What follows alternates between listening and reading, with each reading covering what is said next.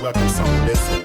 We are delighted to have you in our presence this glorious day. You are welcome in this house, and we hope and pray that you will enjoy your stay. You're free to worship. You're free to worship. You're free to praise. You're free to praise. For this is the day the Lord has made. So let us rejoice and be glad in it. We want to serve and take care of you. So make yourself at home. So UBC, let me hear you say this. You're welcome. You're welcome. You're welcome.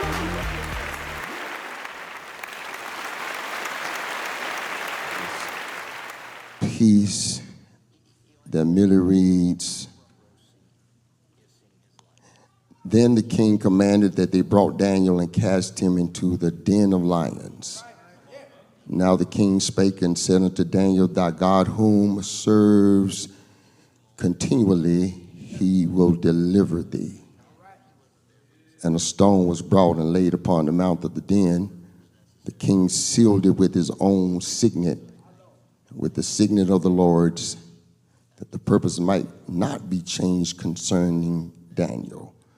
Then the king went into the palace and passed the night fasting. Neither were instruments of music brought before him, and his sleep went from him. Then the king arose very early in the morning and went in haste unto the den of lions.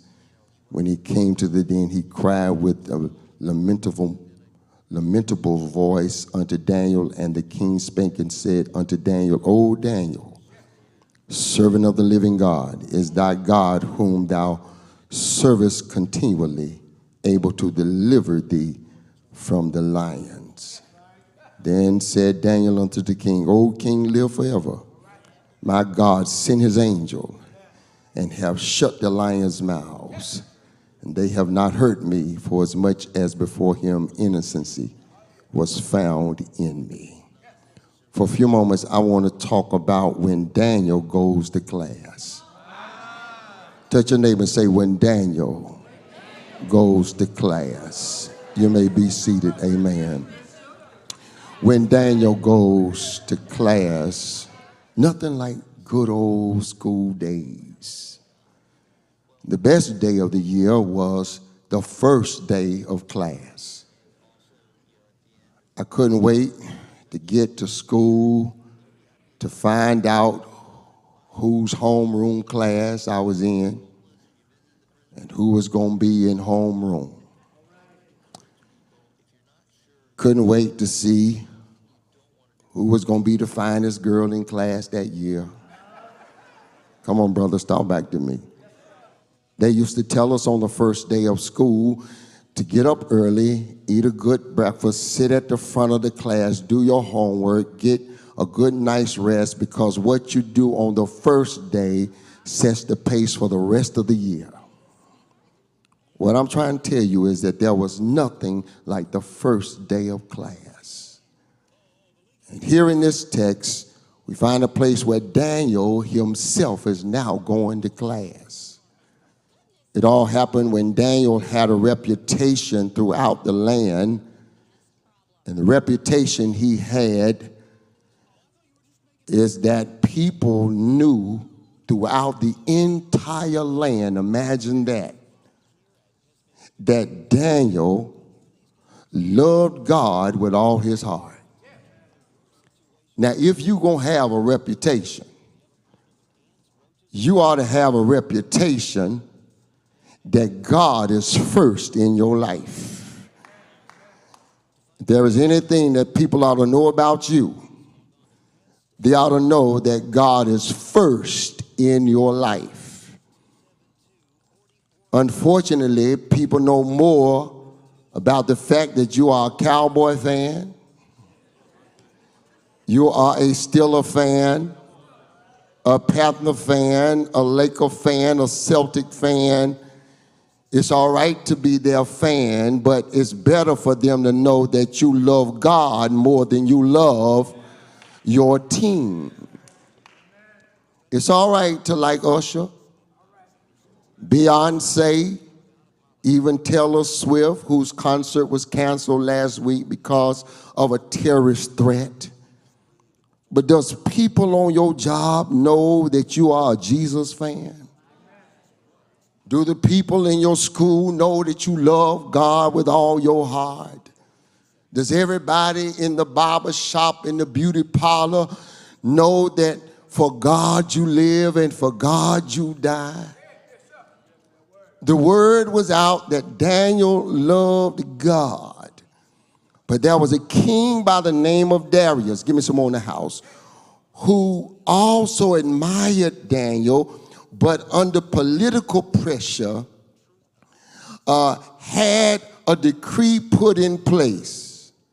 And that decree said that everybody in the land must worship me as the king. Don't you know that this now put Daniel in a catch-22? Because Daniel prayed daily unto his God. But the law said that if you pray to any other god, you must be put to death. So everybody in the land worshiped and prayed to Darius as their God. But there was one man, everybody say one man, who refused to do so. And his name was Daniel. Instead of worshiping Darius, every morning Daniel would open his window towards Jerusalem, fall on his knees, pray and shabak his God, halal his God, and praise unto his God, and he would pray unto the living God. And because Daniel didn't worship this king named Darius, he was put, as we know, into a lion's den. Lord have mercy. But I see it as Daniel going to class. Daniel is put in the lion's den. Dr. William Augustus Jones preached this some years ago, and he didn't preach Daniel in the lion's den, Coach Hayes. He preached the lion in Daniel's den. Lord have mercy. But today I want to preach when Daniel goes to class. Because for me, it's a classroom setting, because in the lion's den, God is getting ready to teach Daniel something, and he's about to teach us something we never will forget when we look at what happens in this den. Lord have mercy. Come on, y'all, let's go to class with Daniel and see what we can learn from Daniel in this class. First, I want y'all to know that Daniel is put in this room with the lion. I want y'all to know that Daniel does not belong there, but he's put there. Can I tell you, students, that there are times in this life that you will be in places where you will feel like you just don't fit. But can I tell you that being in school and being successful in life is not always feeling like you have to fit. Sometimes you just got to be determined that you're going to finish. And you don't have to fit in order to finish. Are y'all hearing me? Daniel did not fit in a lion's den. He was a worshiper. He didn't fit in a cave with a lion. He was a worshiper. He was an intercessor. He was a prayer warrior. He belonged in the pulpit somewhere. He belonged in the choir stand somewhere. He belonged in a worship hall somewhere. But here he is in a lion's den, locked up with the lion where he did not fit. What I'm trying to tell y'all is that when you go to school this year, you might be in a setting where you don't fit because God has built you differently. You are a peculiar treasure. You're not going to always fit with your friends. You're not going to always fit with those thugs who don't want much for their life. You're not going to always fit in environments that don't accept you. But you got to learn how to tell the enemy, I may not fit, but I ain't here to fit. I'm here to finish. I'm going to tell y'all something. Now, many of y'all know that I tried to start me a little business, and I had to go to a business meeting. And at this business meeting, there were businesses from all over the world. All over the world, clothiers from all over the world. And I went to this meeting because I needed to learn something that I didn't know. That was my assignment. I was just going to this meeting because when you want to get better, you need to be around the people that know more than you know. Are y'all hearing me? And so I went to this meeting, and there were people and men at this meeting from Greece, from Italy, from France at this meeting. And there I was from Germany, and there I was from Little Clemens, North Carolina, Winston-Salem, North Carolina, at this meeting. So we went to dinner, and I said, well, I'm just going. This ain't necessarily my hangout crowd, but I need to learn something that I don't know. I'm talking about fitting now. So I go to dinner with this group of men that I don't know. They already know that I pastor a church, but I got a little small certified business. So I go and we sit down and we start ordering from the menu. Well, all of them order beer to drink at the table. Now that puts me in a pickle. Because I don't drink beer, right? But ain't that I'm just, sinless. I got some other stuff I do, but ain't, all I've seen come short of the glory of God. But that just ain't my thing. So hear what I'm saying. So I'm sitting there, they order beer, and I asked the servers for some water. And they said, Sir Ties, that's what you're drinking? I said, I'm good. That's all you drinking? I said, well, let me just put it this way. I'm going to order me some water. And if Jesus decides to turn this water into wine, then I'll drink the wine. But if the water just remains water, that's what I'm going to drink. And they all just started laughing. But while I was sitting there, they were drinking their beer and they were drinking their wine. And the more they drank, the more they started talking. And the more they were talking, the more I was taking notes. Y'all ain't hearing me. I was getting all the information that I needed.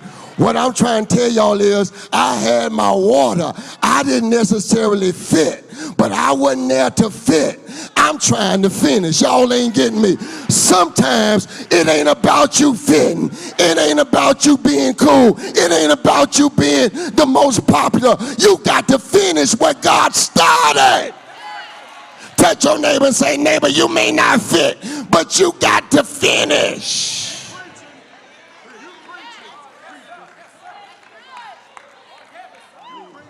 Daniel is put in a cave he don't belong in.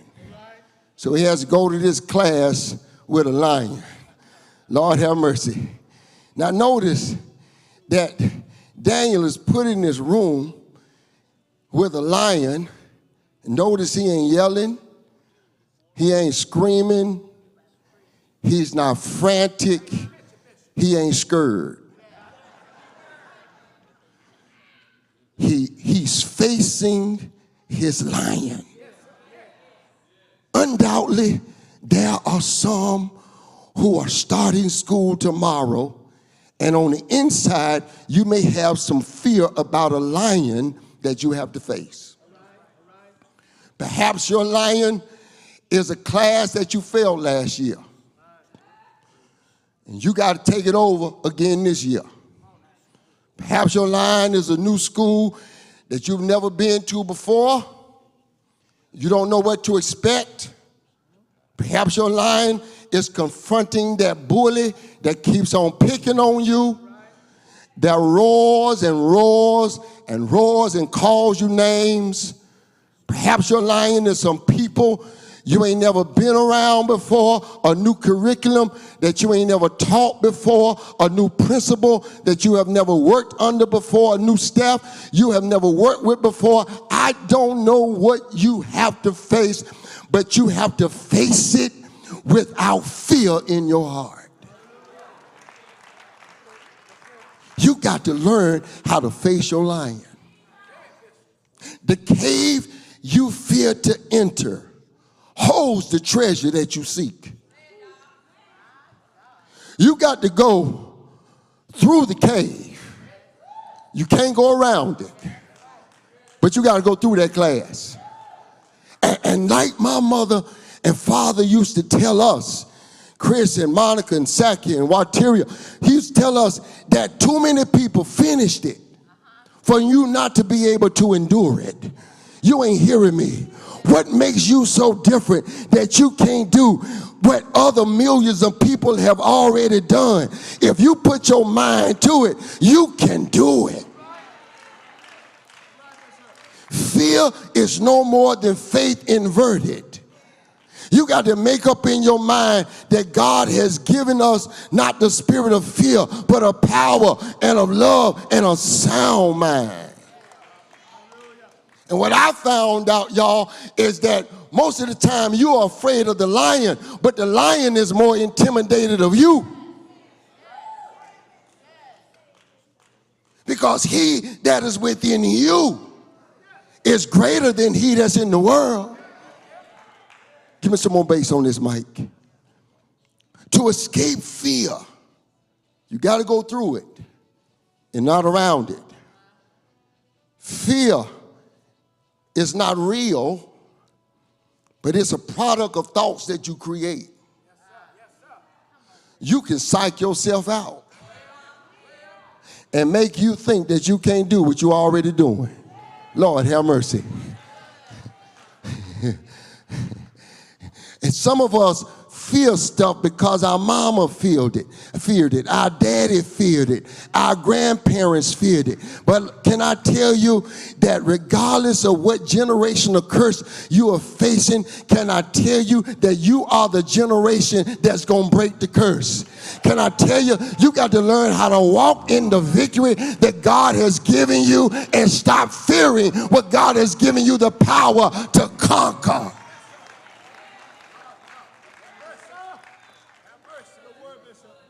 Let me challenge you. Every day you live, you ought to do something that you used to fear. Go on and do it. Go on and go back to school. Go on and take the class that they said you couldn't pass. Go on and try out for the team. Michael Jordan got cut from a team. Y'all ain't hearing me. Oprah Winfrey got fired from a television station. Y'all ain't hearing me. Don't let people define how far you go. You got to make up in your mind that you can do it. Shaw Richardson, she was dropped because they found marijuana in her system from coping with depression from the loss of her mother. But just the other day, she won the gold. I want you to know that failure does not have to mean final. You can still make it even if your past made some mistakes, failed some class. If you make up in your mind, you can still make it.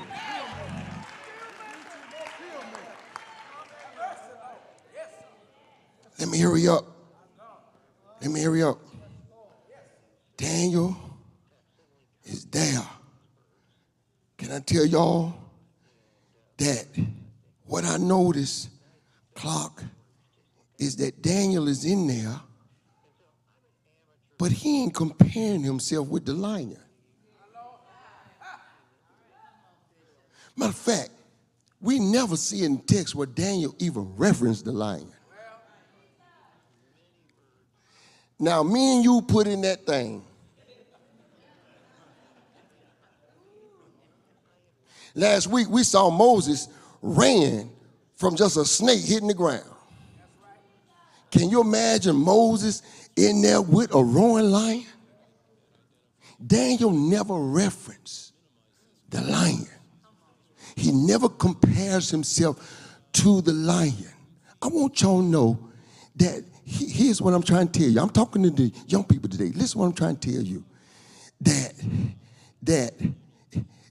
Daniel knew that even in a den, even in a cave class, Daniel knew that he was still a worshiper. And he knew that the lion was still a lion. And he never got it twisted.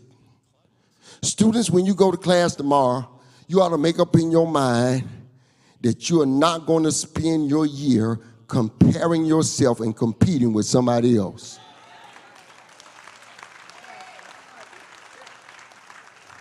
Teachers, I found out that teachers cannot perform in their own class because they're trying to compete with the next class. You need to have your own plan and perform at the level that God has given you to perform. Competition and trying to compete with somebody else can put stress and anxiety in your spirit like never before. The name of the game is to learn something. You may not score as high as somebody else, but score the best you can. Benjamin Mays said it must be born in the mind that the tragedy of life does not lie in not reaching your goal. The tragedy lies in having no goal to reach. It isn't a calamity to die with dreams unfulfilled, but it's a calamity not to dream. It's not a disaster to be unable to capture your ideal. I got to hurry up. But it's a disaster to have no idea to capture. It's not a disgrace not to reach the stars, but it's a disgrace to have no stars to reach for. Not failure, but low aim is the sin. And sometimes, y'all, the goal in life is not to win first, but the goal is to just survive. Y'all ain't hearing me. Touch your neighbor, say, neighbor, you ain't always got to win first. Sometimes you just got to survive. That's what we saw during the Olympics. That's what we saw watching the Olympics. Did y'all notice that the ones who won the bronze and the silver was just as happy as the ones who won the gold? Y'all ain't hearing me.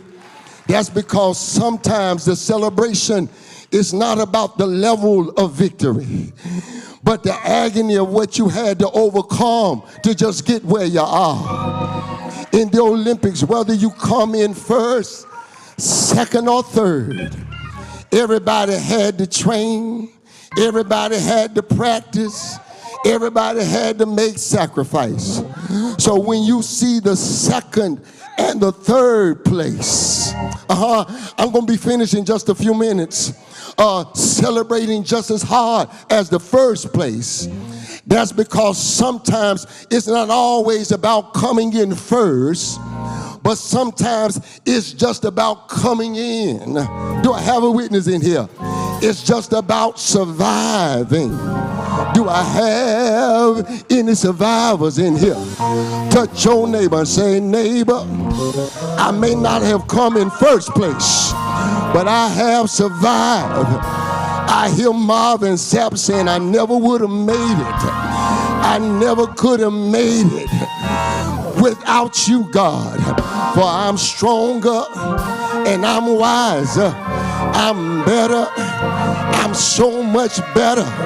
Do I have any survivors in here that know that through many dangers, toils, and snares, I've already come?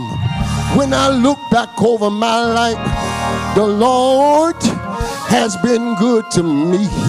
He brought me from a mighty long way. I don't have to use your testimony, But I got my own testimony.